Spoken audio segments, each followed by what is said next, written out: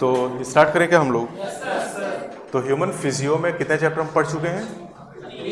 3 पढ़ चुके हैं। चौथा चैप्टर है लोकोमोशन एंड मूवमेंट। अब लोकोमोशन एंड मूवमेंट आसान सा चैप्टर है और 2 सिस्टम यहाँ पर हमें पढ़ने हैं। एक कौन सा? मस्कुलर सिस्टम और दूसरा स्केलेटल सिस्टम। चैप्टर 14 में हमने कौन सा सिस्टम पढ़ा? रेस्पिरेटरी। यहाँ पर कौन सा? सर्कुलेटरी, यहाँ पर एक्सक्रीटरी। अब 2 सिस्टम यहाँ पर हमारे पास है, muscular system and skeletal system. अब मस्कुलर सिस्टम और स्केलेटल सिस्टम को पढ़ने से पहले जो चैप्टर का नाम है इस पे ध्यान देते हैं, लोकोमोशन एंड मूवमेंट। तो बताओ, मूवमेंट प्लांट में होता है कि एनिमल में? मूवमेंट दोनों में होता है। जैसे पत्तियां हिल रही तो ये क्या हो गया? मूवमेंट हो गया। जैसे मैं चल रहा हूं तो ये क्या हो गया? अच्छा, अरे दोनों हो गया। अगर मैं चल रहा हूं तो ये लोकोमोशन भी है, मूवमेंट भी है। अभी जैसे मैं बोल रहा हूं तो ये मूवमेंट है कि लोकोमोशन है? ये मूवमेंट है लेकिन लोकोमोशन नहीं है। तो इससे क्या पता चला? All locomotions are movement but all movement are not locomotion. चलो ठीक है, स्टार्ट करते हैं यहां से हम लोग। Movement versus locomotion. तो कह रहे plant and animal show wide range of movement. अच्छा ये बताओ कि प्लांट क्या लोकोमोशन कर सकते हैं? कर सकते हैं? हाँ भाई कर सकते हैं, क्यों नहीं कर सकते? कौन? मार खाओगे क्या? रूट लोकेशन बदल लेती है। आज रूट यहां लगी कल वहां लग जाएगी। हाँ, जैसे कि वॉलवॉक्स, क्लेमाइडोमोनास, क्या प्लांट है? अरे एल्गी है तो एल्गी तो प्लांट ही होते हैं ना। और क्या ये तालाब में तैरते हैं? हाँ भाई, वॉलवॉक्स, क्लेमाइडोमोनास पानी में तैरते हैं क्योंकि इनके पास क्या है? फ्लैजिला। तो फ्लैजिला की मदद से लोकोमोशन कर सकते हैं। लेकिन हायर प्लांट की अगर हम बात करें तो जनरली उनमें लोकोमोशन नहीं होता है। जैसे आम, अमरूद, गेंदा, गुलाब, गुड़हल, क्या लोकोमोशन कर सकते हैं? क्या मूवमेंट कर सकते हैं? हाँ, मूवमेंट हो सकता है। तो इसलिए लिखा मूवमेंट प्लांट और एनिमल का एक इंपॉर्टेंट फीचर है। अमीबा की बात करें तो अमीबा में जो स्यूडोपोडिया का फॉर्मेशन होता है, ये होता है स्ट्रीमिंग ऑफ प्रोटोप्लाज्म के द्वारा। और जो प्रोटोप्लाज्म की स्ट्रीमिंग है सबसे सिंपल फॉर्म मूवमेंट की, this is simplest form of the movement. अब अलग अलग तरह के ऑर्गेनिज्म में अलग अलग तरह के स्ट्रक्चर होते हैं मूवमेंट के लिए। जैसे अमीबा और एंटमीबा में स्यूडोपोडिया, पैरामीशियम में सिलिया, यूग्लिना क्लेमाइडोमोनास में फ्लैजिला। क्लेमाइडोमोनास में कितने फ्लैजिला? 2। और यूग्लिना में 2, एक शॉर्ट और एक लॉन्ग। और ग्रीन एल्गी में कितने फ्लैजिला? 2 से 8। और ब्राउन में 2। और रेड में नहीं होते हैं। ठीक है, ठीक। फिर टेंटिकल कहाँ पर? हाइड्रा में। लिम्स कहाँ पर? ह्यूमन में। फिन्स कहाँ पर? फिशेस में। तो ये अलग अलग तरह के लोकोमोटरी स्ट्रक्चर आपको बताए गए हैं। ये स्ट्रक्चर लोकोमोशन में हेल्प करे या मूवमेंट में?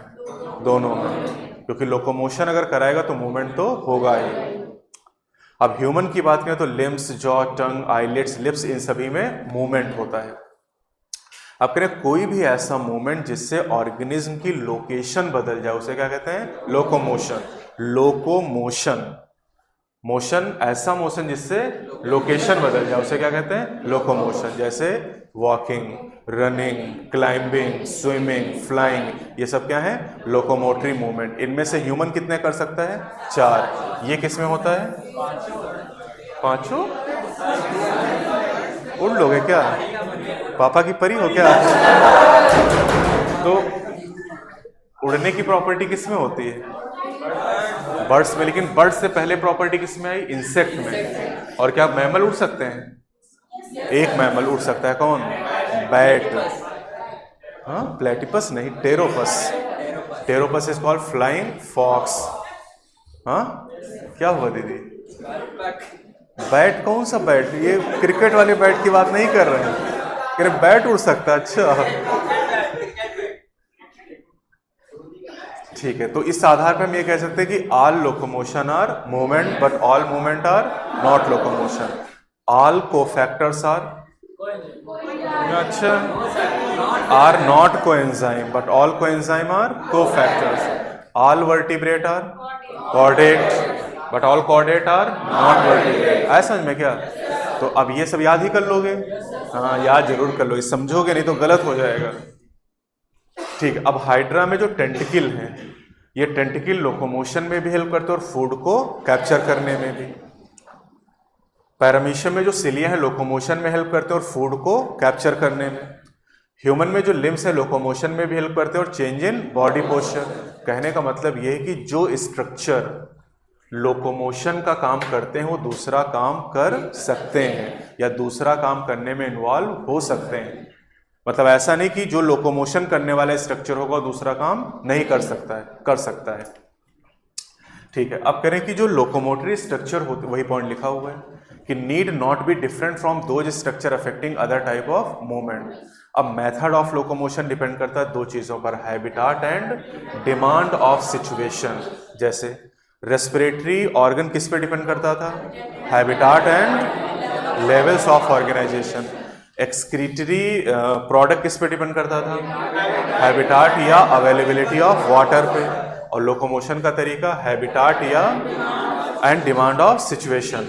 हैबिटाट जैसे मान लो कि मछली पानी में है तो लिम्ब का यूज नहीं कर सकती, तो क्या होंगे? फिन्स। हम पानी के बाहर हैं तो लिम्ब्स होंगे, वहां पर फिन्स नहीं हो सकते, तो हैबिटाट पर निर्भर करेगा। डिमांड ऑफ सिचुएशन, सिचुएशन के हिसाब से, जैसे हिरन मान लो कि घास चर रहा था, खा रहा था, वॉकिंग कर रहा था, और शेर को देखा तो क्या हो गया? रनिंग करने लगा, तो लोकोमोशन का तरीका बदल गया क्योंकि सिचुएशन बदल गई। अब पर्पज क्या है लोकोमोशन का? तो लोकोमोशन का जो पर्पज, मेन पर्पज जो कुछ लिखे हैं, सर्च ऑफ फूड, खाना ढूंढने के लिए, shelter, mate, suitable, breeding ground, favourable climatic condition and escape from predator और एनिमीज, दुश्मनों से बचने के लिए। ये मेन पर्पज आपको बताए गए हैं। अब आते हैं type of movement in human body. अभी तक तो हमने अलग अलग जानवरों की बात की, अब केवल ह्यूमन फिजियोलॉजी में हम ह्यूमन की बात करेंगे। तो हमारी बॉडी में कितनी तरह के मूवमेंट हैं? 3 तरह के। पहला अमीबॉयड, दूसरा सिलेरी, तीसरा मस्कुलर। अमीबॉयड मूवमेंट किसके द्वारा? स्यूडोपोडिया के द्वारा। सिलेरी मूवमेंट सिलिया के द्वारा, और मस्कुलर मूवमेंट मसल के द्वारा।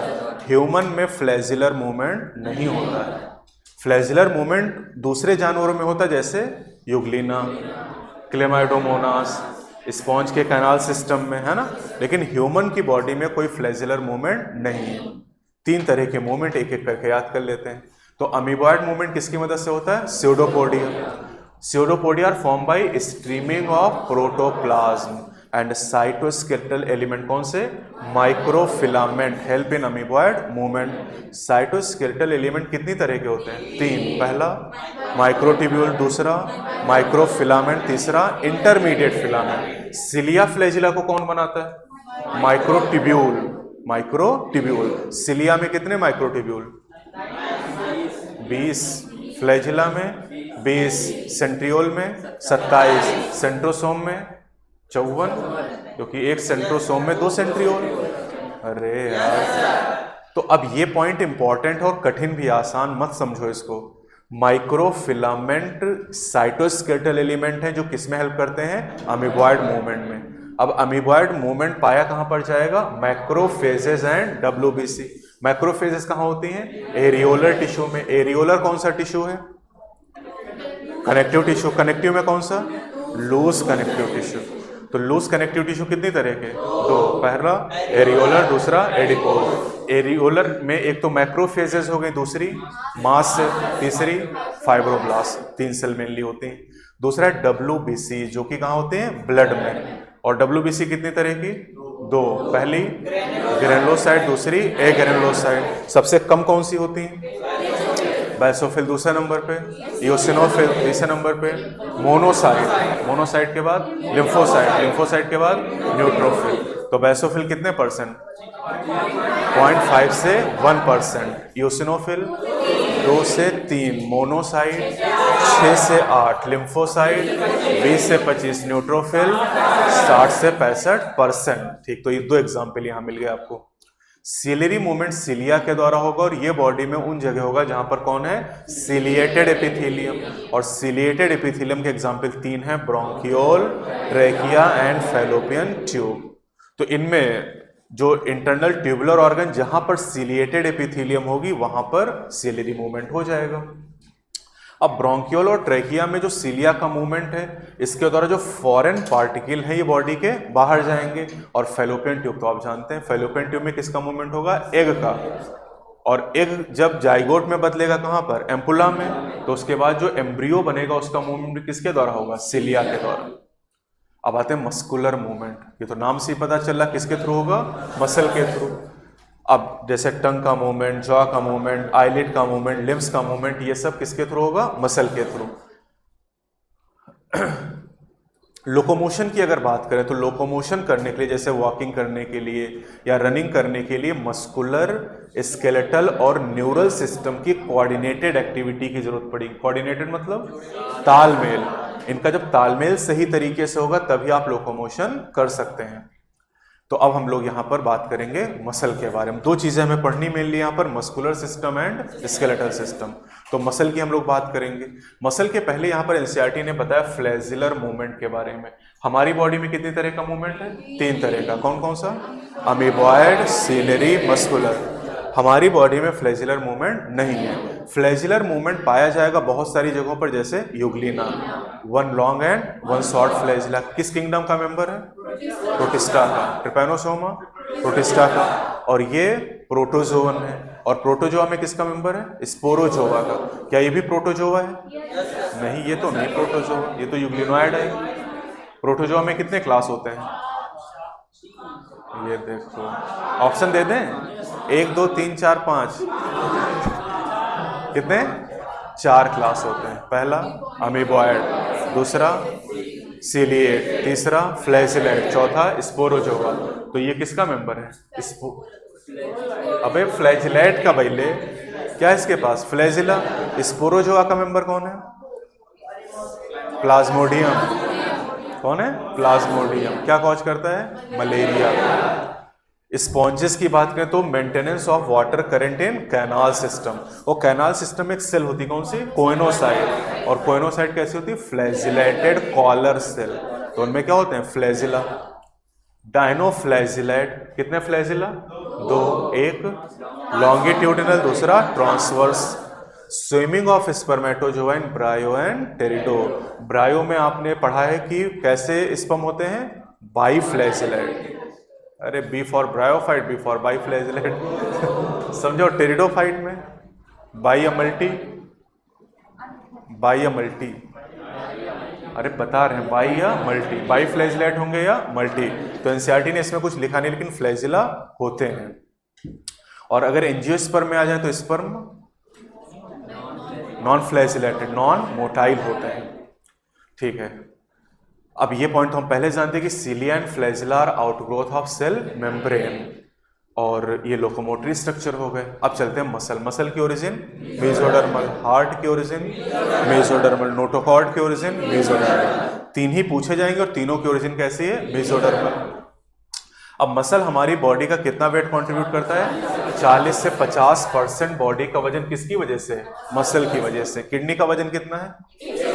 120 से लेकर 170 ग्राम। और वाटर बॉडी का कितना कंट्रीब्यूट करता है? 70 से 90%। और प्रोटीन 10 से 15%। प्लाज्मा में क्यों पहुंच गए? बॉडी की बात चल रही ना अभी, सब मिक्स मत करो। Properties of muscle. मसल की कुछ प्रॉपर्टी होती है, जैसे excitability, contractility, extensibility and elasticity. पूछा कभी नहीं गया वैसे, ये आते हैं। ये टॉपिक 2 बार आपको दिया गया, एक स्ट्रक्चरल ऑर्गेनाइजेशन में और दूसरा यहाँ पर। तो मसल का जो क्लासिफिकेशन हो कई बेसिस पर कर सकते हैं, जैसे रेगुलेशन के आधार पे, मतलब अपनी इच्छा से कंट्रोल कर सकते हैं तो वॉलंटरी, नहीं कर सकते तो इनवॉलंटरी। वॉलंटरी में कौन आता है? स्केलेटल। इनवॉलंटरी में विसरल एंड कार्डियक। अपीयरेंस के आधार पे स्ट्रिएटेड एंड अनस्ट्रिएटेड। स्ट्रिएटेड कौन है? स्केलेटल एंड कार्डियक, और अनस्ट्रिएटेड विसरल। और लोकेशन के आधार पे मसल कितनी तरह की? 3, ये सिलेबस में। तो on the basis of location muscle are of 3 type. Number 1 skeletal, दूसरा विसरल और तीसरा कार्डियक। तो on the basis of location muscle are of 3 type. Skeletal muscle क्या लोकेशन है इनकी? स्केलेटल सिस्टम बोन के साथ अटैच है। Visceral muscle present within the internal hollow organ stomach, intestine, blood vessel, and cardiac muscle are present only in our heart. अब एक एक करके पढ़ लेते हैं। तो skeletal muscle closely associated with skeletal component और skeletal bones of the body. Appearance कैसा है इनका? स्ट्राइप्ड, और ये वॉलंटरी नेचर की होती हैं। रेगुलेशन के आधार पे कैसे हैं? वॉलंटरी, और अपीयरेंस के आधार पे कैसे हैं? स्ट्रेटेड हो जाएंगी। एग्जाम्पल दो आपके सिलेबस में है, एनसीईआरटी में से एक दिया, लेकिन नीट में 24 से पूछा भी था, कौन सा? ट्राइसेप्स। तो बाइसेप्स एंड ट्राइसेप, यहाँ पर कौन सी है? बाइसेप्स, और यहाँ पर ट्राइसेप, और ये हमारे कंट्रोल में दिखाई दे रहा है। ठीक है, अब आते हैं विसरल मसल। तो विसरल मसल में करें स्ट्रिएशंस आर नॉट फाउंड, और स्ट्रिएशन नहीं, इसलिए इनको क्या कहते हैं? स्मूथ या अनस्ट्रिएटेड, और अपनी इच्छा से इनको कंट्रोल नहीं कर सकते, तो ये क्या हो गई? Involuntary. Present in wall of internal visceral hollow organ, जैसे कि wall of blood vessel, tunica media, याद आया? ब्लड वेसल में कितनी लेयर होती है? 3, outer tunica externa middle, tunica media inner, tunica intima. Tunica intima किससे बनी होती? Endothelium, squamous epithelium of blood vessel. Wall of urinary bladder, wall of alimentary canal, example stomach and intestine, और यहाँ food का transport होगा इन muscle के through. Reproductive tract या genital tract में गैमीट के ट्रांसपोर्ट के लिए भी इन मसल का यूज होता है। अब आते हैं cardiac muscle, these are present only in our heart. Striation यहाँ पर पाए जाते हैं, लेकिन ये इनवॉलंटरी, और खास बात किनमें क्या है? ब्रांचिंग होती है, और ब्रांचिंग पॉइंट पर पाए जाते हैं इंटरकैलेटेड डिस्क या कम्युनिकेशन जंक्शन, और उन जंक्शन की वजह से अगर एक स्केलेटल मसल सेल को संदेश मिलता है तो पूरी मसल एक साथ कॉन्ट्रैक्ट करती है, और इसीलिए एट्रियल सिस्टोल के समय दोनों एट्रिया का कॉन्ट्रैक्शन साइमल्टेनियस होता था। ठीक है, अब आगे बढ़ते हैं हम। अब हमारे सिलेबस में केवल स्केलेटल मसल डिटेल में, तो अब हम क्या पढ़ने जा रहे हैं? Skeletal muscle. तो अगर हम स्केलेटल मसल की बात करें, एक स्केलेटल मसल आपको दिखाएगी, टीएस दिखाएंगे, जैसे ये मसल है, और ऐसे दिखाएंगे तो क्या होगा? टीएस, ऐसे दिखाएंगे तो एलएस। तो टीएस अगर हम लोग देखें तो स्केलेटल मसल बनी बहुत सारे मसल बंडल से। किससे? बहुत सारे मसल बंडल से। तो ये बंडल आपको ग्रीन ग्रीन वाले जितने दिखाई दे रहे हैं, क्या है? मसल बंडल, या इनको कहते हैं फेजिकल्स। अब ये जो मसल बंडल है, अगर आप ध्यान से देखो तो इनके चारों तरफ जो कवरिंग, उसका नाम क्या है? फेशिया। और ये ना केवल कवर करा बल्कि जोड़ भी रहा है, इसके द्वारा बंडल आपस में जुड़ भी गए हैं। This is collagenous connective tissue layer, collagen protein से बनी हुई लेयर है। अब मसल बंडल के अंदर चलते तो हमें मिलते हैं मसल फाइबर या मसल सेल, और आप जानते हैं सेल इज द यूनिट। तो मसल फाइबर या muscle cell is the anatomical unit of the muscle. तो एक मसल बनी बहुत सारे मसल बंडल से, मसल बंडल के अंदर है बहुत सारे मसल फाइबर, और muscle fibre is the anatomical unit of the muscle. अब मसल फाइबर के अंदर चलते हैं। ये एक मसल फाइबर बना के दिखाया गया है, ये एक मसल फाइबर समझ लो, या मसल सेल। और अगर सेल है तो सबसे बाहर क्या होगी? सेल मेम्ब्रेन, उसको हम लोग कहते हैं सार्कोलेमा। उसके अंदर साइटोप्लाज्म या प्रोटोप्लाज्म होगा, जिसको कहते हैं सार्कोप्लाज्म। और न्यूक्लियस एक है या कई सारे हैं? कई सारे, दैट इज कॉल्ड सिंसाइसियम। इसे सिंसाइसियम कहा जाता है। और कहाँ था? कोकोनट मिल्क, जो नारियल पानी था वो भी क्या था? सिंसाइसियम। और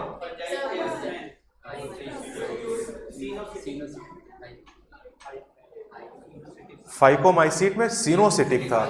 मल्टी न्यूक्लिएट दो तरह का होता है, सिंसाइसियम एंड सिनोसिटिक। तो फाइकोमाइसीट फंजाई में होता है सिनोसिटिक कंडीशन, और यहां पर है सिंसाइसियम। सीयू ट्यूब सेल, हाँ? अबे सीयू ट्यूब सेल में न्यूक्लियस नहीं होता है, उसके फंक्शन को कौन कंट्रोल करता है? कॉम्पेनियन सेल का न्यूक्लियस। और ह्यूमन आरबीसी में न्यूक्लियस नहीं है। तो ये जो ह्यूमन आरबीसी हैं और जो सीयू ट्यूब सेल हैं, नॉन लिविंग हो जाएंगी? नहीं, न्यूक्लियस से लिविंग या नॉन लिविंग का कोई लेना देना नहीं। एनसीईआरटी ने पूछा है आपसे। तो चलो यहां पर अंदर चलते हैं।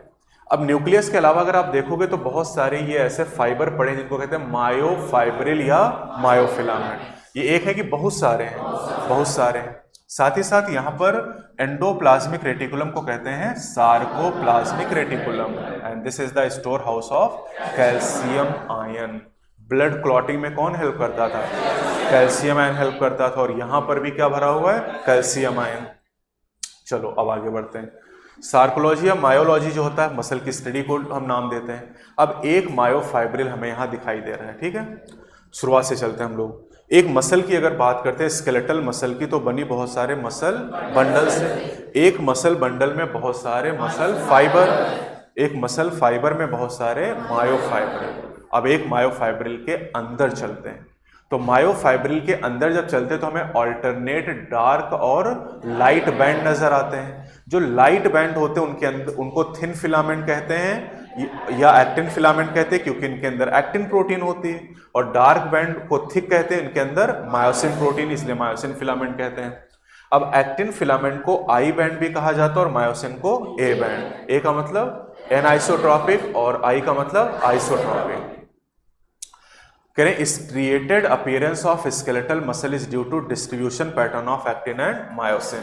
इसकी वजह से स्ट्रिएटेड या स्ट्राइप्ड अपीयरेंस आता है। अब यहाँ पर डायग्राम आपको दिखाया गया है। जो एक्टिन और मायोसिन होते हैं मायोफाइब्रिल के अंदर, ये ऑल्टरनेट और एक दूसरे के पैरेलल अरेंज होते हैं। दिखाई दे रहा होगा आपको यहाँ पर। ये किसका डायग्राम बना है? मायोफाइब्रिल या मायोफिलामेंट का। तो अब यहाँ पर अगर आप ध्यान से देखें तो ये वाले जो येलो कलर के दिखाई दे रहे हैं ये मायोसिन है, और ये जो पतले वाले दिखाई दे रहे हैं ये क्या है? एक्टिन है। तो अब यहाँ से देखो ध्यान से, अगर हम यहाँ से लेकर यहाँ तक की बात करें तो ये क्या हो गया? A band. और इस ए बैंड के अंदर कौन सी प्रोटीन है? मायोसिन। यहाँ से यहाँ तक आई बैंड हो जाएगा? बोलो नहीं, एक्टिन इतना नहीं होगा। आई बैंड यहाँ से लेकर यहाँ तक होगा। यही गलती करना एग्जाम में जाके। मतलब जितनी, देखो ध्यान से, जितनी मायोसिन की लंबाई है क्या उतना आई बैंड ए बैंड है? नहीं, समझ नहीं पा रहे। जितना मायोसिन, ये पीला वाला समझ पा रहे हो क्या? पीला वाला मायोसिन प्रोटीन है। जितनी मायोसिन की लंबाई है क्या वो ए बैंड है? यस। जितना ये आपको पर्पल दिखाई दे रहा है ये एक्टिन है। और जितना एक्टिन है क्या उतना ही आई है? नहीं। जितना हिस्सा ओवरलैपिंग में जा रहा है, आप देखो कि ये जो स्ट्रक्चर है रेस्टिंग स्टेट का है, मसल अभी रेस्ट कर रही, कॉन्ट्रैक्ट नहीं कर रही, रिलैक्स है। तो जितना हिस्सा ओवरलैपिंग में जा रहा है इतना हिस्सा ओवरलैप कर रहा है। तो ओवरलैपिंग वाला पार्ट किस में काउंट कर रहे हैं? ए में। आई बैंड में केवल उतना हिस्सा लेते हैं जो ओवरलैप नहीं कर रहा है। समझे कि नहीं? तो अच्छा, अब यहां से अगर देखो इतना हिस्सा ध्यान दो, यहां से लेकर यहां तक देखो तो ये क्या ए बैंड का पार्ट है? और ये ए बैंड का वो हिस्सा जो ओवरलैप नहीं हो रहा है। और ओवरलैप नहीं हो रहा है इसको कहते हैं एच जोन। तो बताओ एच जोन में एक्टिन है कि मायोसिन? मायोसिन है। ए बैंड में? ए बैंड में एक्टिन। वाह, कमाल किए हो, भांग खा के आते हो लग रहा है। अबे ए बैंड में दोनों नहीं है, मेनली तो मायोसिन, लेकिन थोड़ा सा एक्टिन भी तो है। और आई बैंड में एक्टिन की मायोसिन? यहां पर केवल एक्टिन। एच जोन में केवल मायोसिन है। ए बैंड में दोनों, थोड़ा सा ओवरलैप कर रहा है। ओवरलैप वाला जो हिस्सा उसको ए बैंड में काउंट करते हैं, आई बैंड में काउंट नहीं करते हैं। तो I band is the non overlapping part of actin. बोलो। H zone is the non overlapping part of myosin and A band is the overlapping plus non overlapping part of myosin. समझ गए ना? ठीक। अब देखो, अब आई बैंड के centre में एक लाइन होती है जिसे हम लोग क्या कहते हैं? Z line. ये आई बैंड इसके सेंटर में लाइन है जेड लाइन, और ए बैंड के सेंटर में जो लाइन है उसे कहते हैं एम लाइन। और दो जेड लाइन, दो लगातार जेड लाइन के बीच की जो डिस्टेंस उसे कहते हैं सार्कोमियर। तो बताओ एक सार्कोमियर में कितने आई बैंड? कितने? दो हाफ, दो आधे। क्योंकि अगर आप देखो तो यहां से लेकर यहां तक कौन है? I band. लेकिन जेड लाइन में अगर जाओगे तो आधा ही तो जा रहा है, और इधर से भी कितना आ रहा है? आधा आ रहा है। और ए बैंड कितना? ए। तो sarcomere is equal to 1 A band plus 2 half I band. And sarcomere की डेफिनेशन बतानी तो कहोगे this is distance between two successive Z line and this is the functional unit of muscle contraction. What is muscle contraction? Shortening of sarcomere. जब sarcomere छोटा होगा उसी को कहेंगे मसल कॉन्ट्रैक्शन। तो अगर मसल की एनाटॉमिकल यूनिट पूछ रहा है तो मसल फाइबर या मसल सेल, और फंक्शनल यूनिट इज सार्कोमियर। कर लोगे ना? सबसे ज्यादा सवाल इस चैप्टर में यहीं से आता है जो आप इस समय पढ़ रहे हैं। एक सवाल बनना ही बनना है। यहां पर ये लिखा हुआ है sarcomere 2 half I band plus 1 A band, and sarcomere this is the length of myofibril between two successive Z line, this is the functional unit of muscle contraction। ये सब वो लिखा है। जोन क्या है? शॉर्टनिंग ऑफ सार्कोमियर ही क्या है? Muscle contraction. अब करें मसल कॉन्ट्रैक्शन के समय क्या होता है, तो इतना नहीं याद करना आपको, बस एक चीज ध्यान रखनी है कि मसल कॉन्ट्रैक्शन के समय ए बैंड में कोई चेंज नहीं होता है। ए बैंड में कोई चेंज नहीं होता है। और कौन सा बैंड बढ़ता है? कोई बढ़ता कुछ नहीं है। तो कुछ बढ़ता नहीं है, पहली चीज, पहला नियम तो इंक्रीज करना नहीं आपको कभी। और चेंज किस में नहीं होना है? A band. बाकी पूछे आई बैंड तो कहोगे डिक्रीज होता है, सार्कोमियर डिक्रीज होता है, एच जोन डिक्रीज होता है और खत्म भी हो सकता है। मैक्सिमम कॉन्ट्रैक्शन की स्टेज में एच जोन डिसअपियर हो जाएगा। तो वही लिखा sarcomere decreases, I band decreases, H zone decreases और disappear during maximum contraction, and A band no change और रिटेन इट्स लेंथ। तो बस सवाल यहीं से पूछा जा रहा है, खूब पूछा जा रहा है। और उसमें एक दो ऑप्शन इंक्रीज के दे देगा, कुछ में रिटेन दे देगा, कुछ में डिक्रीज दे देगा। तो आपको केवल ए बैंड ध्यान रखना कि ए बैंड में कोई चेंज नहीं हो रहा है और बाकी सारे बैंड छोटे हो रहे हैं, इंक्रीज कुछ हो नहीं रहा है। और जब सार्कोमियर छोटा होगा तो इसी को कहेंगे मसल कॉन्ट्रैक्शन। तो इसकी पूरी मैकेनिज्म हमारे सिलेबस में है। मैकेनिज्म को पढ़ने से पहले हम लोग स्ट्रक्चर पढ़ेंगे कॉन्ट्रैक्टाइल प्रोटीन्स का। कौन सी contractile protein? Actin and myosin, दो कॉन्ट्रैक्टाइल प्रोटीन यहां पर है। तो पहले हम पढ़ेंगे स्ट्रक्चर ऑफ थिन और एक्टिन फिलामेंट। अब थिन को एक्टिन कहते हैं लेकिन ये बात पूरी सही नहीं है, क्योंकि थिन फिलामेंट में 3 प्रोटीन है। कौन सी? Actin, tropomyosin, troponin. और इनका अरेंजमेंट कुछ इस तरीके से आपको दिखाया भी गया यहाँ पर। ये आपके सामने क्या बना है? Thin filament. थिन फिलामेंट में कितनी प्रोटीन? 3। कौन कौन सी? Actin, tropomyosin and troponin. तो अब चलिए देख लेते हैं। एक एक्टिन फिलामेंट की अगर हम बात करें, कितने? एक। तो एक एक्टिन फिलामेंट बना होता है 2 एफ एक्टिन से, 2 फिलामेंटस एक्टिन। और एक फिलामेंटस एक्टिन बना होता है बहुत सारे जी एक्टिन से। जी मतलब ग्लोबुलर एक्टिन। तो यहां पर डायग्राम आप देख सकते हैं। जैसे यहां पर आप देख सकते हैं जी एक्टिन है। एनसीईआरटी ने मेनी लिखे लेकिन 13 होते हैं, 13 वैसे आपसे पूछेगा नहीं। तो बहुत सारे जी एक्टिन मिल गए। जी मतलब ग्लोबुलर, गोल गोल गेंद की तरह है। और ये सब मिल गए तो क्या बना? F actin. और फिर 2 एफ एक्टिन मिले तो क्या बना? एक्टिन।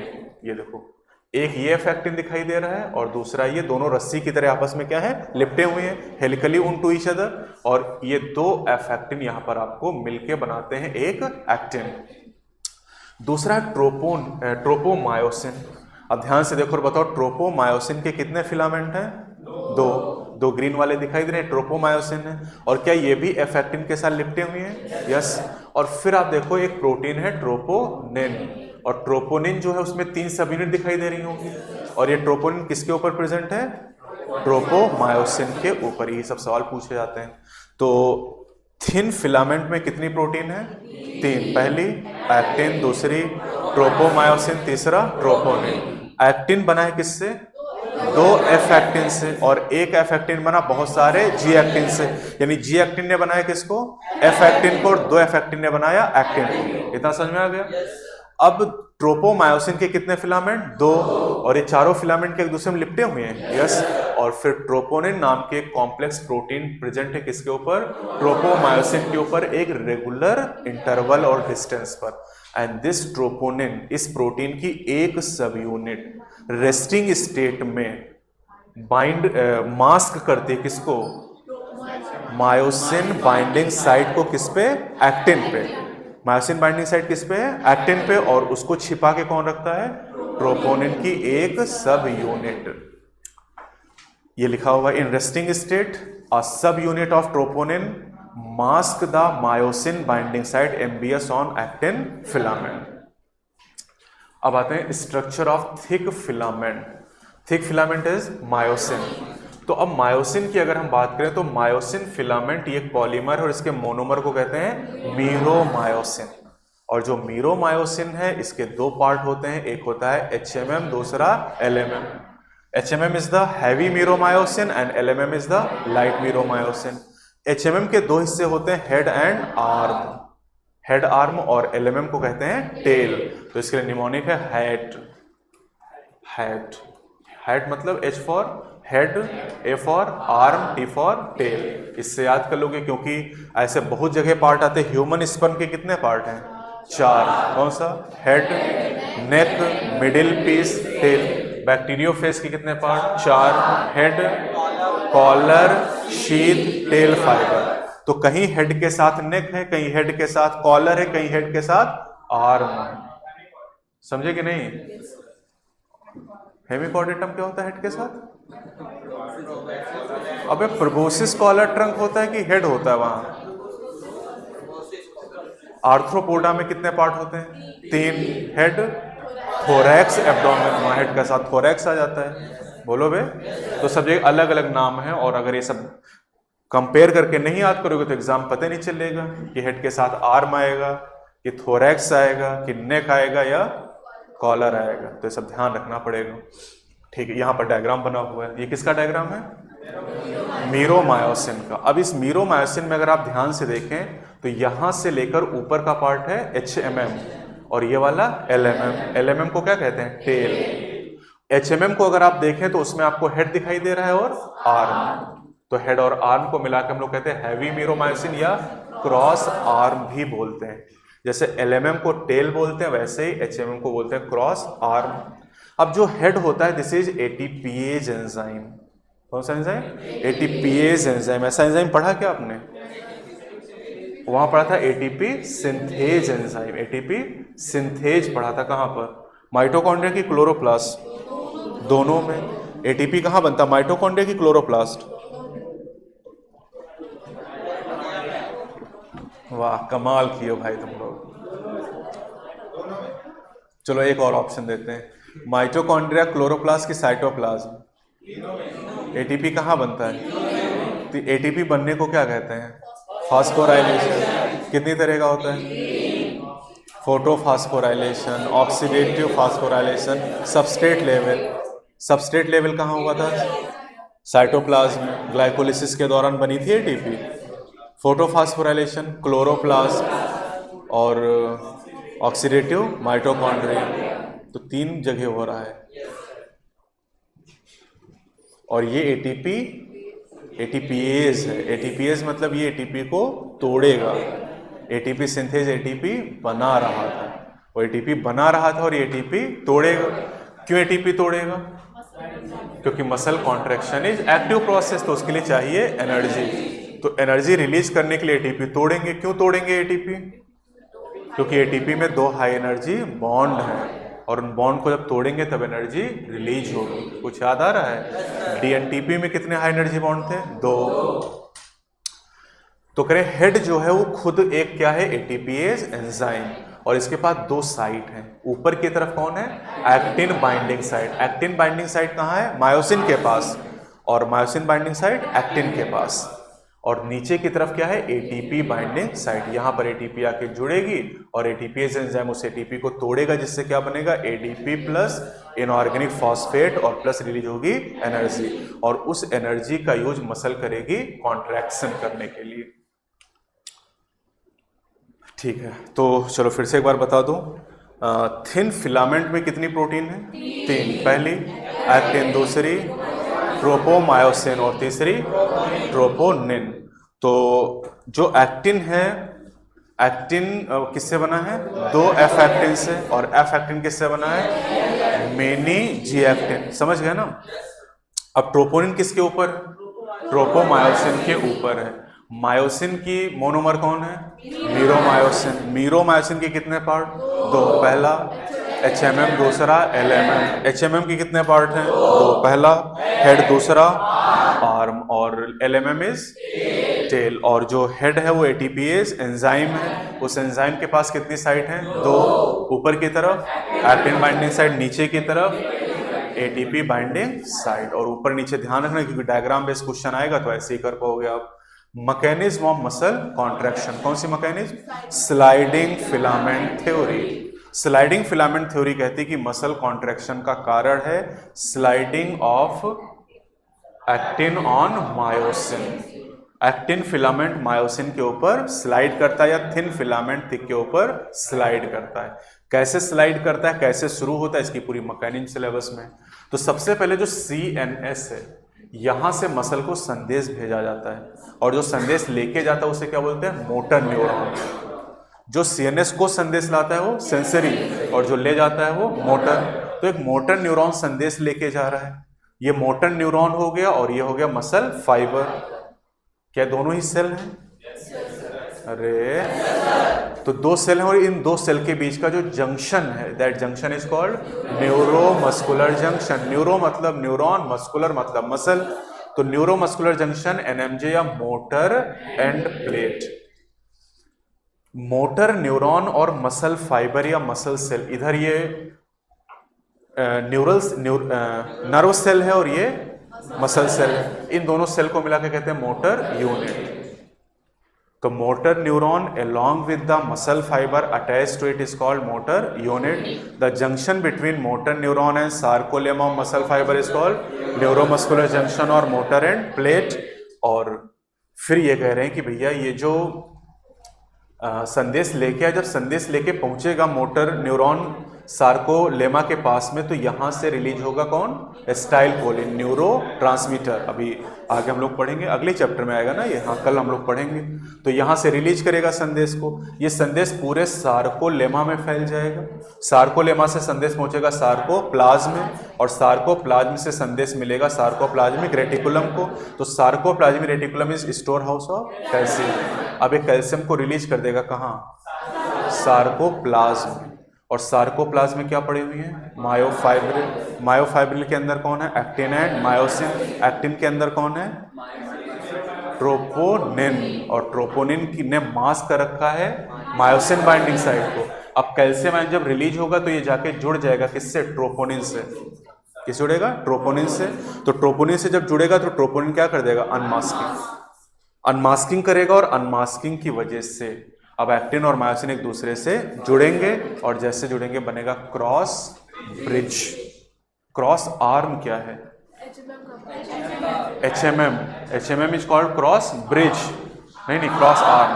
Cross arm. और जब एक्टिन और मायोसिन जुड़ेंगे तो बनेगा क्रॉस ब्रिज। तो ये पूरी कहानी यहां पर लिखी हुई है। और जैसी क्रॉस ब्रिज बनेगा, एक्टिन मायोसिन जुड़ेंगे। अब मायोसिन सेंटर में है, सार्कोमेर के सेंटर में है ना मायोसिन, उसके दोनों तरफ कौन है? एक्टिन। दोनों तरफ से एक्टिन को अपने सेंटर की तरफ खींचेगा। मायोसिन का सेंटर क्या है? M line. सेंटर की तरफ खींचेगा एक्टिन को, लेकिन actin formally attach, tightly attach है किससे? Z लाइन से। तो दोनों तरफ से जब खींचेगा तो Z लाइन दोनों तरफ से अंदर खींचेगी और जब अंदर खींचेगी तो सार्कोमियर छोटा होगा and shortening of sarcomere is called muscle contraction. ये पूरी कहानी यहां पर लिखी हुई। वही फिर से लिखा हुआ है एक बार कि क्या क्या शॉर्ट हो रहा है। सारी चीजें शॉर्ट हो रही, ए बैंड में कोई चेंज नहीं होगा। ठीक है। अब कैल्शियम आयन जो है ये वापस सार्कोप्लाज्मिक रेटिकुलम में जब पहुंचेंगे तो फिर से मास्किंग हो जाएगी और मास्किंग होने की वजह से क्रॉस ब्रिज टूट जाएगा और क्रॉस ब्रिज जब टूट होगा तो एक्टिन अपनी ओरिजिनल पोजीशन पे चला जाएगा एंड मसल रिलैक्सेशन हो जाएगा। ठीक। अब करें, अगर स्केलेटल मसल में रिपीटेड एक्टिवेशन हो रहा है, बार बार एक्टिवेशन हो रहा है, बार बार मसल, जैसे दौड़ते समय आपकी पैर की मसल में ज्यादा कॉन्ट्रैक्शन होगा तो उसकी वजह से एनारोबिक ब्रेकडाउन होगा ग्लाइकोजन का स्केलेटल मसल में, जिससे एक्युमुलेट होगा क्या? Lactic acid. आप पढ़ चुके लैक्टिक एसिड फर्मेंटेशन। कौन सा एंजाइम? Lactate dehydrogenase. कौन सा क्लास? First class. डिहाइड्रोजिनेज या ऑक्सीडोरेक्टेज तो पहला ही क्लास है ना। तो उस एंजाइम की मदद से लैक्टिक एसिड बन जाएगा, जिससे क्या होगा? फटीग, थकावट होगी आपको। अब मायोग्लोबिन, जैसे हीमोग्लोबिन हमने पढ़ा, haemoglobin red coloured pigment present in RBC, वैसे ही myoglobin is red colour oxygen storing pigment present in our skeletal muscle. बोलो। हीमोग्लोबिन ऑक्सीजन को ट्रांसपोर्ट करता है कितने %? 97%। और 3% प्लाज्मा से। तो haemoglobin is oxygen carrying pigment and myoglobin is oxygen storing pigment. ठीक है, ये हमारी मसल में है। अब मायोग्लोबिन के आधार पे दो तरह की मसल होंगी, रेड एंड व्हाइट। मायोग्लोबिन की मात्रा ज्यादा कहाँ है? रेड में, और व्हाइट में कम। एरोबिक मसल किसे कहते हैं? रेड को। व्हाइट को एनारोबिक मसल कहते हैं। माइटोकॉन्ड्रिया कहाँ ज्यादा होंगे? रेड में। कहाँ कम होंगे? व्हाइट में। सार्कोप्लाज्म रेटिकुलम कहाँ ज्यादा है? व्हाइट में। और कहाँ कम है? रेड में। ये सवाल लिखे हुए हैं। ठीक है, तो इनको ये एनसीईआरटी ने आपको दे रखा है, तो मैंने कॉलम बना के आपको दे दिए, ध्यान रखेंगे आप। तो ये हमारा टॉपिक कंप्लीट हुआ, कौन सा? Muscular system. इस चैप्टर में दो सिस्टम है, मस्कुलर एंड स्केलेटल। तो अब चलते हैं स्केलेटल सिस्टम पे। स्केलेटल सिस्टम बना है 206 हड्डियों से और कुछ कार्टिलेज से। तो 206 हड्डियां हमें गिननी है आज, है ना। यहाँ पर कार्टिलेज तो हमें जो पढ़नी है वो एनिमल टिश्यू के साथ पढ़ लेंगे हम लोग। तो हमारा स्केलेटल सिस्टम शुरुआत से चलते हैं। रेस्पिरेटरी सिस्टम के कितने पार्ट हैं? दो। सर्कुलेटरी के 3, कल हमने पढ़ा था। एक्सक्रीटरी कितने? 4। और स्केलेटल सिस्टम 2, पहला एक्सियल, दूसरा अपेंडिकुलर। एक्सियल में कितनी बोन? 80, और अपेंडिकुलर में 126। तो कितनी हो गई? 206। अब बोन और कार्टिलेज में कुछ डिफरेंसेस उनको देख लेते हैं। वैसे बोन और कार्टिलेज दोनों ही क्या है? Specialise connective tissue. Specialise connective tissue कितने हैं? 3, ब्लड, बोन, कार्टिलेज। ब्लड पढ़ चुके हैं, बोन कार्टिलेज यहाँ पढ़ ले रहे हैं ना। अब देखो बोन की बात करें तो bone are hard and non pliable, मतलब ये लचीली नहीं है, और इसका रीजन है calcium salt. Cartilage are pliable, ये देखो आउटर ईयर जॉइंट ये मुड़ जा रहा है ना, तो प्लीएबल है ना। और इसमें क्या है? Chondroitin salt. तो कॉन्ड्रोइटिन सॉल्ट यहाँ पर कैल्शियम सॉल्ट, ये ध्यान रखना है आपको। अब ये पूरा डिवीजन आपको दिया गया है। तो ह्यूमन स्केलेटल सिस्टम में पहला पार्ट कौन सा है? एक्सियल, दूसरा है अपेंडिकुलर। एक्सियल स्केलेटन जो होता है distributed along the main axis of the body, ये मेन एक्सिस के अलोंग होता है। और जो अपेंडिकुलर होता है इसमें लिम्स और गर्डेल आते हैं, हाथ पैर और गर्डेल आ जाएंगे। तो सारी हमें गिननी है। अब एक्सियल स्केलेटन में बोन कितनी है? 80, जिसको 4 कंपोनेंट। लेकिन अब नई एनसीईआरटी का जो अपडेट आया हुआ है, अब पता नहीं कि इस बार पूछे ना पूछे, लेकिन जान लो स्कल में 29 पहले इंक्लूड कर रहा था, लेकिन अब एक हटा दिया इसमें से। तो 28, 1 प्लस इसको 1 कर लो और ये 1 अलग कर लो, कौन सी? हॉयर। छोटे छोटे कुछ चेंज किया, 4-5 बता देंगे एक अलग से, है ना।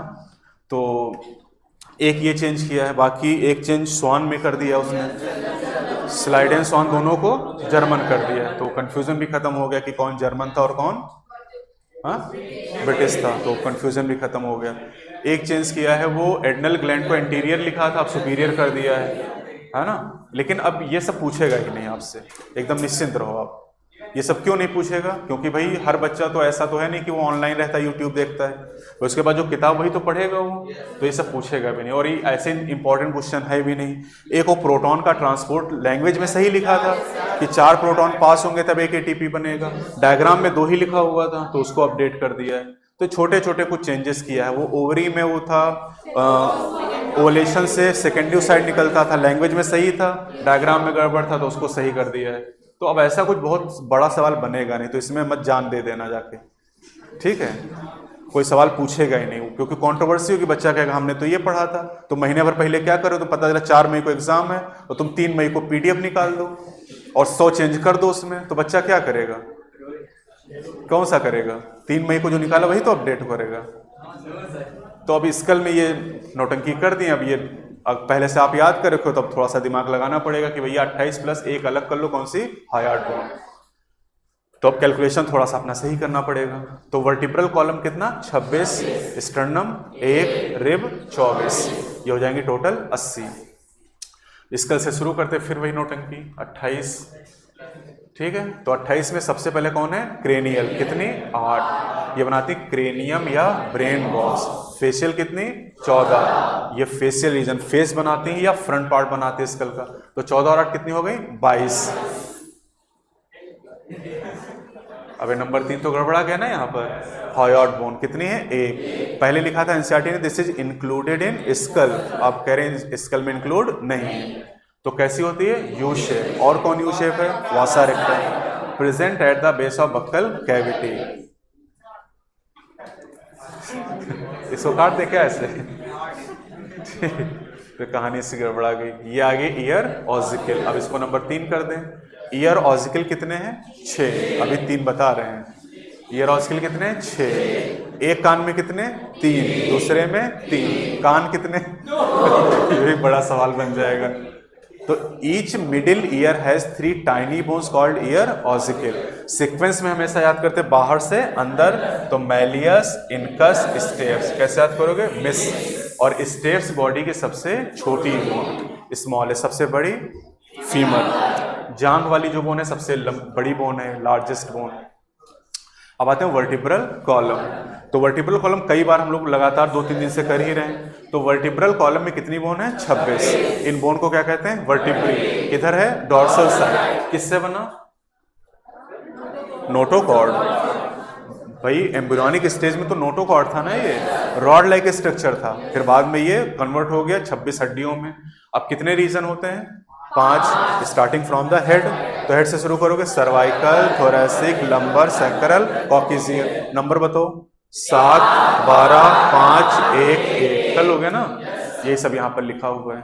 ठीक, जोन हो गए ये 7, 12, 5, 1, 1 ऐसे याद करोगे। ठीक है। अब पहली, दूसरी और आखिरी के 2 के नाम है, पहले 2 के और आखिरी 2 के। तो सर्वाइकल 1 का नाम है एटलस, सर्वाइकल 2 इज एक्सिस, और 2 वर्टिब्री के बीच में इंटर वर्टिब्रल डिस्क, जो कि क्या है? कार्टिलेज। Inter vertebral disc. ये एनसीईआरटी ने डायग्राम में लिखा है, लैंग्वेज में लिखा ही नहीं। और अभी आपको मैंने बताया था इंटर कैलेटेड डिस्क, वो है 2 हार्ट मसल के। अच्छा, हार्ट में कितनी मसल हैं? 2 कार्डियक सेल के बीच। कार्डियक मसल क्या है? सेल है। अच्छा, मसल सेल अभी मार खाओगे। मसल टिश्यू है ना, और टिश्यू बनता है ऑर्गन से, सेल से तो बना होगा यार। तो 2 मसल सेल के बीच क्या होगा? Intercalated disc. ये इंटर वर्टिब्रल डिस्क है। वर्टिब्रल मतलब vertebral column. Number of cervical vertebrae are 7 in most of the mammal. ज्यादातर, ये नहीं कह रहे सभी में है। सभी मैमल में क्या फीचर है? मैमरी ग्लैंड, उसका कोई एक्सेप्शन नहीं है। क्या सभी मैमल विविपेरस होते हैं? नहीं, एक एक्सेप्शन है। कौन सा? Ornithorhynchus, platypus. ज्यादातर मैमल में 7 सर्वाइकल वर्टिब्री, लेकिन कुछ एक्सेप्शन भी है, लेकिन वो आपके सिलेबस में नहीं है। चलो यहाँ आते हैं। अब हमारा जो स्कल होता है, स्कल मतलब होता है खोपड़ी। क्या होता है? खोपड़ी। तो हमारी खोपड़ी जो है वो एटलस के ऊपर रखी है। एटलस क्या है? C1, पहली सर्वाइकल वर्टिब्रा है ना, और उसके ऊपर ये रखा है 2 कॉन्डाइल के द्वारा जुड़ा है, जिन्हें कहते हैं ऑसिपिटल कॉन्डाइल। कितने हैं? 2। इसलिए हमारा स्कल कैसा है? Dicondylic school. एक वर्टिब्रा यहां बना के दिखाई गई है, इसके अंदर एक हॉलो पोर्शन होता है जिसे कहते हैं न्यूरल कैनाल, और इस न्यूरल कैनाल से कौन पास होता है? Spinal cord. Spinal cord is the part of CNS. CNS के कितने पार्ट हैं? 2, brain and spinal cord. Brain किसके अंदर रखा हुआ है? क्रेनियम के। ब्रेन किसके अंदर है? क्रेनियम के। और स्पाइनल कॉर्ड न्यूरल कैनाल के अंदर। किसके अंदर? न्यूरल कैनाल, या कह लो वर्टिब्रल कॉलम के अंदर, क्योंकि वर्टिब्रल कॉलम में 26 वर्टिब्री जब रखोगे तो पूरी कैनाल बन जाएगी। उस कैनाल के अंदर कौन है? Spinal cord.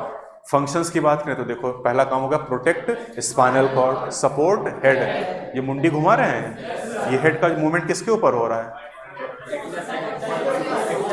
एटलस से एक्सिस पे, एक्सिस पे, एटलस की एक्सिस, क्योंकि एटलस तो हेड के साथ फ्यूज कर गया ऑसिपिटल कॉन्डाइल से। ये कौन सा जॉइंट? पाइवोट। किसके बीच? एटलस और एक्सिस के बीच, C1 और C2 के बीच। तो जब ये मूव करते हैं तो एटलस किस पे मूव कर रहा है? एक्सिस पे। और एटलस फ्यूज किस पे है? स्कल से। स्कल के साथ वो फ्यूज हो गए। अरे, तो आपका जो स्कल का पूरा वजन वो किस पे है?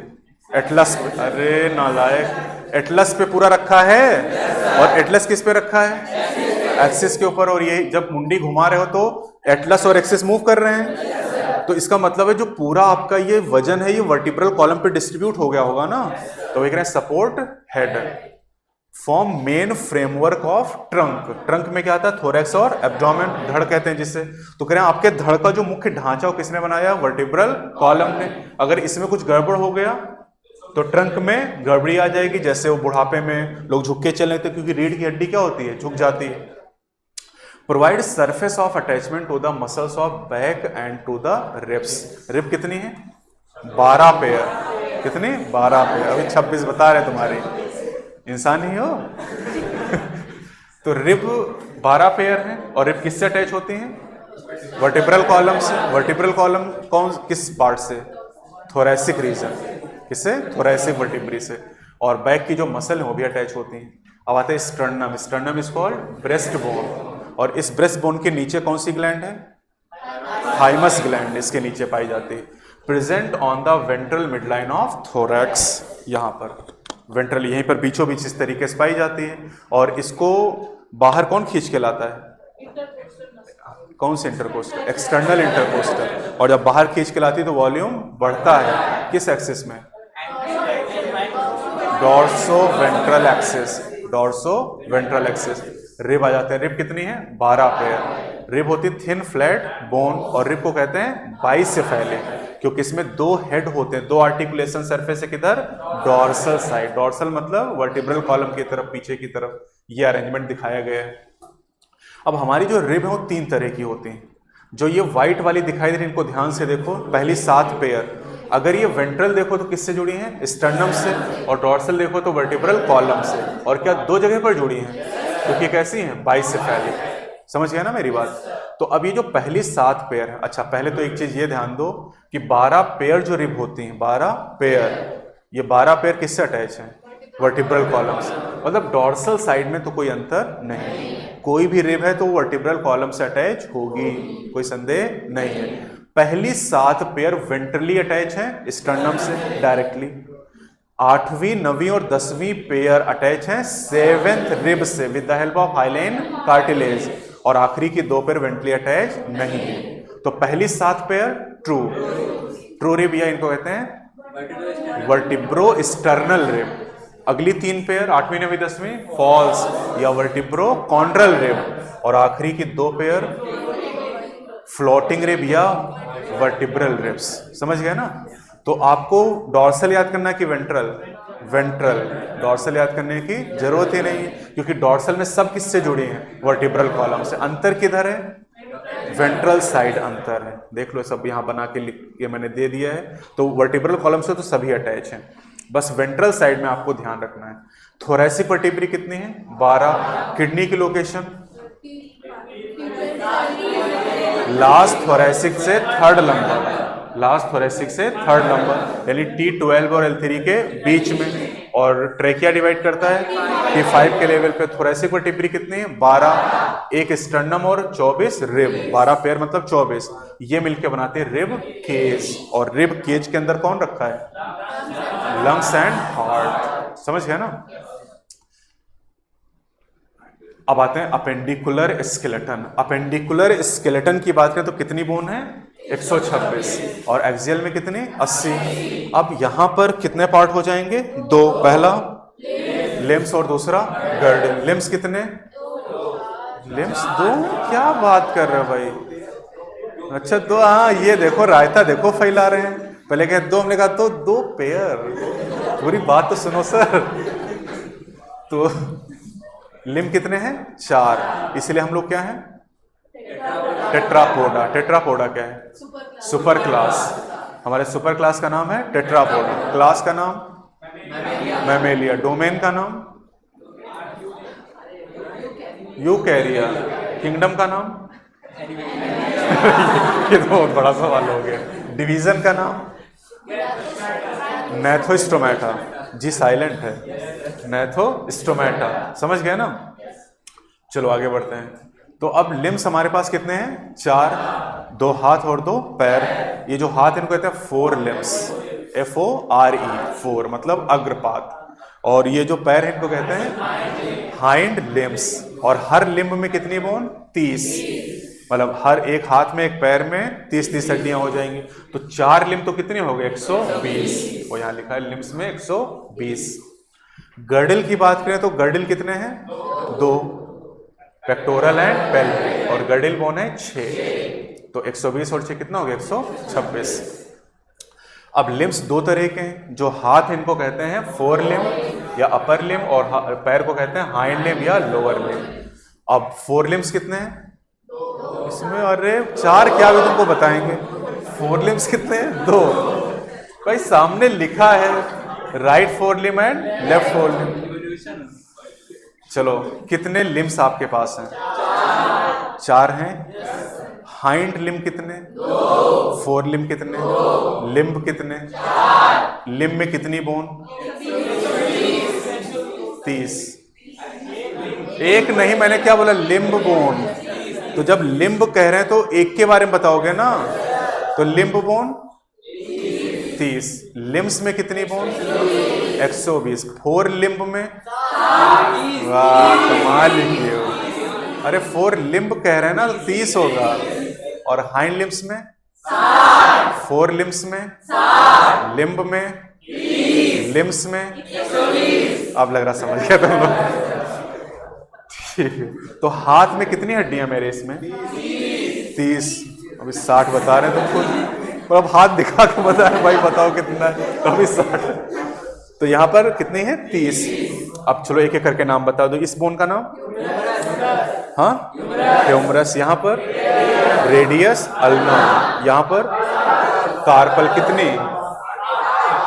कार्पल 8। यहाँ पर मेटाकार्पल कितनी? 5। और ये फेलेंसिस कितनी? 14। तो ह्यूमरस 1, रेडियस अल्ना 1 1 कितनी हो गई? 3। कार्पल कितनी? 8 8 3 11। मेटाकार्पल 5 11 5 16। और फेलेंसिस 16 14। गिन लोगे ना?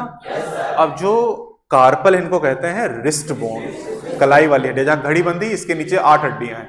और जो मेटाकार्पल इनको कहते हैं पाम बोन, क्योंकि हथेली में कितनी हड्डियां हैं? 5। और अंगूठे में 2 हैं और बाकी उंगलियों में 3 हैं। तो कितनी हो गई? 14, जिनको कहते हैं फेलेंसिस या डिजिट। तो ये टोटल हो गई कितनी? 30। ये लिखा हुआ है यहाँ पर पूरा नंबर के साथ में।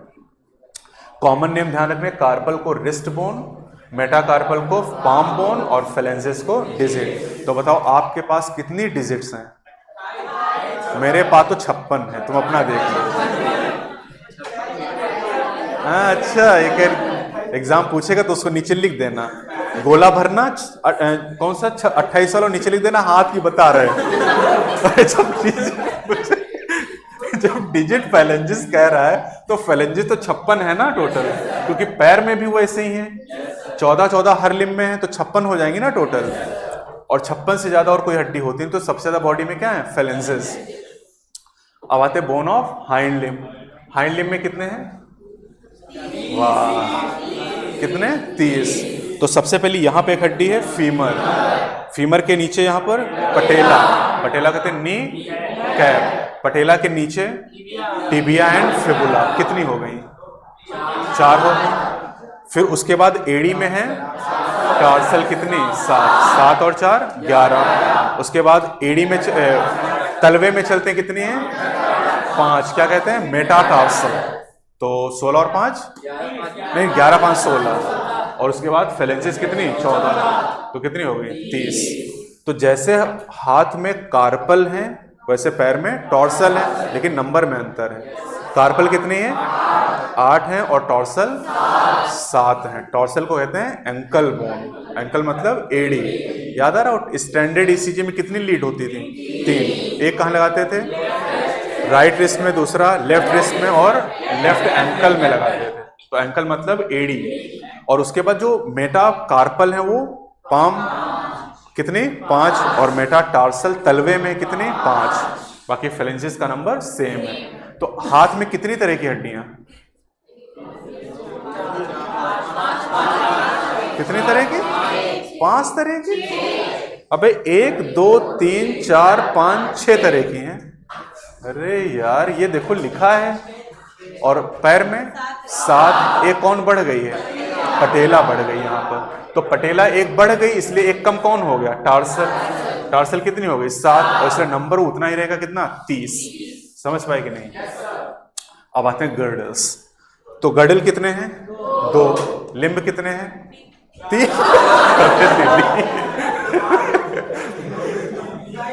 गर्डल कितने हैं? गर्डल है 2। गर्डल बोन कितनी है? 6। अब 120 हो गई थी उधर, तो 6 ही तो बची हैं। तो एक गर्डल का नाम है पेक्टोरल गर्डल और दूसरे का नाम पेल्विक गर्डल। पेक्टोरल गर्डल में कितनी बोन? 4 और पेल्विक में 2। इतना समझ गए? तो कितने गर्डल? गर्डल बोन कितनी? 6। पेक्टोरल में 4, पेल्विक में 2। पेक्टोरल गर्डल कितने? 2 पेक्टोरल। अरे भाई तो कमाल ही करते हो। अभी बता रहे 2 गर्डल हैं, एक पेक्टोरल एक पेल्विक। फिर पेक्टोरल कितने? 2। पेल्विक कितने? 6। लिम्ब कितने? 120 है ना। स्कल कितना है? 62। ऐसे बताओगे भाई तुम लोग। गर्डल कितने हैं? 2। पेक्टोरल 1 और पेल्विक। इतना समझ गए? गर्डल का काम समझ लेते हैं। गर्डल क्या करते हैं? ये हमारे एक्सियल स्केलेटन को लिम्ब के साथ जोड़ते हैं, बस इनका यही काम होता है। तो अब जरा इसको दिमाग लगा लो। पेक्टोरल गर्डल ये 4 लिम्ब को जोड़ेगा एक्सियल से, और पेल्विक हाइंड लिम्ब को जोड़ेगा एक्सियल से। इतना समझे? अब चलो आगे बढ़ते हैं। पेक्टोरल गर्डल कितने हैं? 1। कितने? Pectoral girdle 1। और इसमें कितनी हड्डियां? अब कह रहे हैं कि हर पेक्टोरल गर्डल के 2 हाफ्स होते हैं। 2 हाफ्स होते हैं। Halves is the plural form for the half. तो अब बताओ कि 2 हाफ हो जाएंगे, एक राइट हाफ और एक लेफ्ट हाफ। जो राइट हाफ पेक्टोरल होगा वो राइट लिम्ब के लिए, अरे, और लेफ्ट वाला लेफ्ट के लिए। समझ गए ना? तो बताओ right half of pectoral girdle में कितनी हड्डियां? 2। और लेफ्ट हाफ में?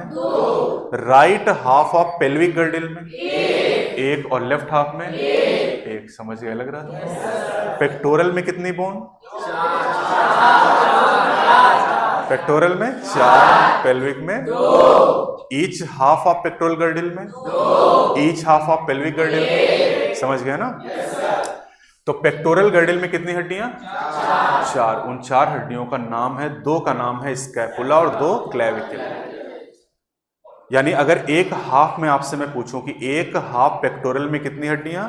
2, एक स्कैपुला, एक क्लेविकल। समझे कि नहीं? ये सब लिखा हुआ है। Each girdle is made up of 2 halves. अब पेक्टोरल गर्डल, तो pectoral girdle has 4 bone, 2 scapulae and 2 clavicle. Scapula is the singular form and scapulae is the plural.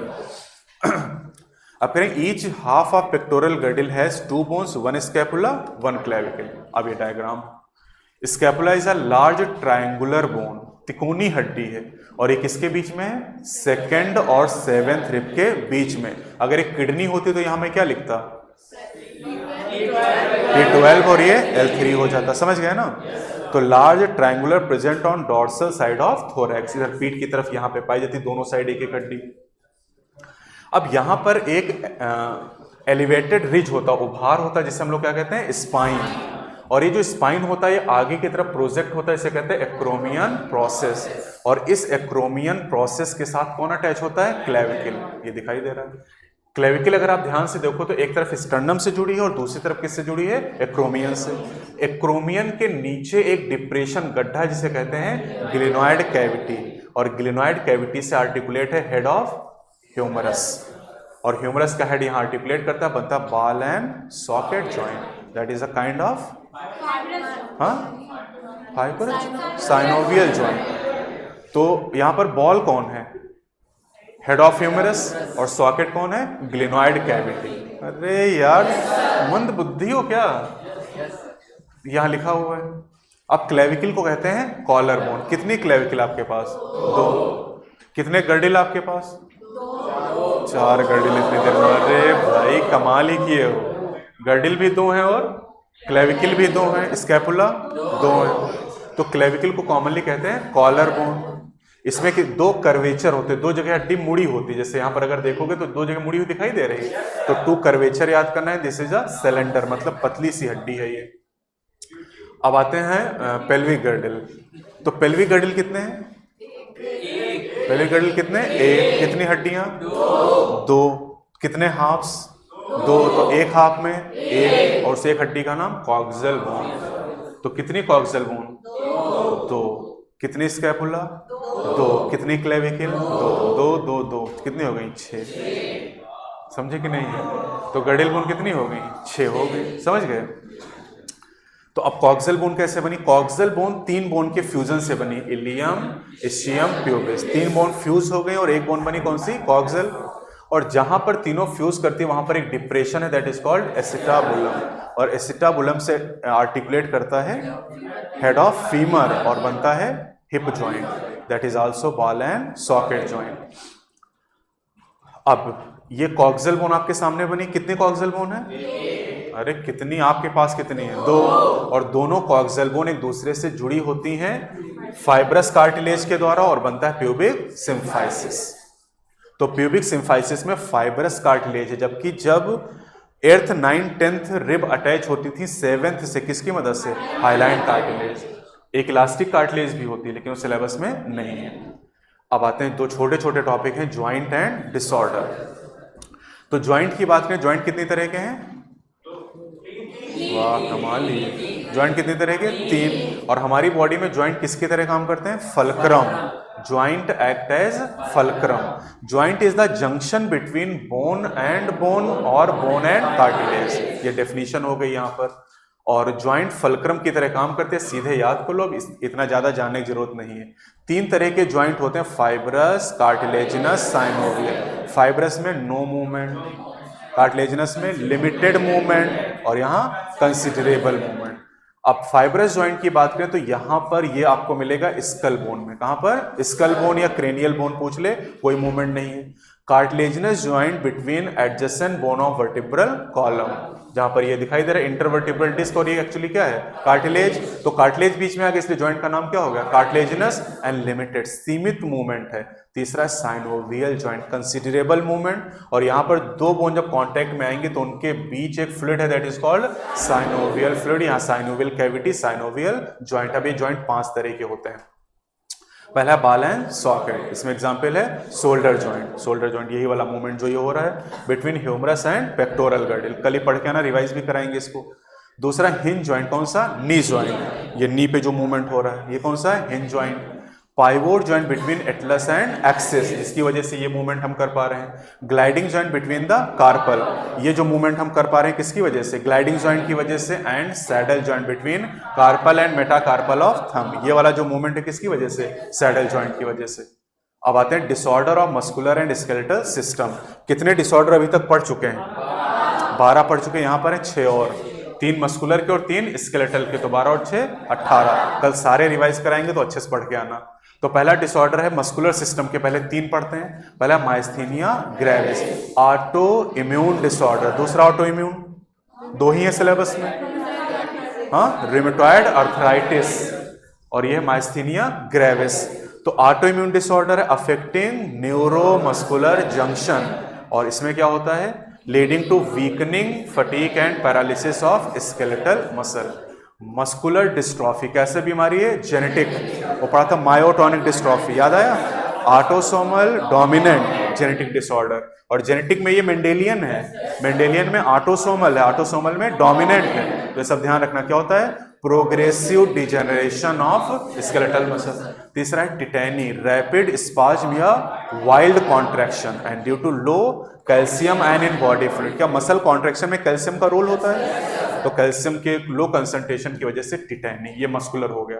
Disorder of skeletal system, पहला है अर्थराइटिस, इन्फ्लेमेशन ऑफ ज्वाइंट। दूसरा है gout, inflammation of joint due to accumulation of uric acid crystal, uric acid, कल हमने discuss किया था इसको। और तीसरा ऑस्टियोपोरोसिस। पहली बात, एज रिलेटेड डिसऑर्डर, ये बीमारी जनरली फीमेल में होती मेनोपॉज के बाद। मेनोपॉज कितनी उम्र पे? 50 साल। Decreased bone mass, increase chances of fracture and decrease level of oestrogen is a common cause. तो एस्ट्रोजन के अलावा और कौन से हार्मोन का रोल है? हाँ, पीटीएच, पैराथायरॉयड हार्मोन, और एक टीसीटी आप पढ़ते हैं। तो कौन कैल्शियम के लेवल को बोन में कम करता है? चलो बोन छोड़ो, पहले बताओ ब्लड में कैल्शियम के लेवल को कौन बढ़ाता है? टीसीटी बढ़ाता है कि पीटीएच बढ़ाता है? पीटीएच ब्लड कैल्शियम लेवल को बढ़ाता है। तो कैल्शियम कहाँ से लाता है? बोन से। तो बोन से लाएगा तो बोन कमजोर कर देगा, यानी पीटीएच भी इसका कारण हो सकता है। और दोनों मिला के नीट में सवाल पूछा जा चुका है। तो ये आपका पूरा टॉपिक हो गया लोकोमोशन एंड मूवमेंट। कल बहुत छोटा सा चैप्टर है, neural control and coordination, eye ear reflex सब खत्म कर दिया है, तो छोटा सा टॉपिक बचा, तो कल टाइम रहेगा हमारे पास। तो ह्यूमन फिजियो के 3 क्या 4 हो गए ना आज, तो इन चारों को थोड़ा रिवाइज भी करेंगे, कल उसको पढ़ेंगे। ठीक है, कल मिलते हैं।